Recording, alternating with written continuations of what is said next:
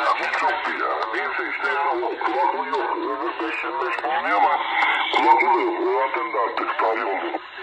Abi ben çok memnunum. Bir sefer bir alttan kablosunda lehiminde bir problem olmuş. Tekrar lehimledim konnektöründe. Kaç sene oldu Halil? 2000 kaç sayıda aldım ki odur budur kullanıyorum. Gayet güzel. Yönünde ayarladım aksaraya. Sırtında aslında verdim. Çok güzel çalışıyor. Bu çok güzel çalışıyor. Bir de mukavemetli anten yani. Mesela Yılmazların da orada o tip anten kullanması lazım. Aküler ayrı bir dert. Orada kışın en büyük sıkıntı. İşte ama yanınızda olsun. Güzel çalışıyorsun ama çok zor ekip. Bak bizim de kaleci, kalma bisiklet olmasa bizim de kışın çalışma şansımız yok.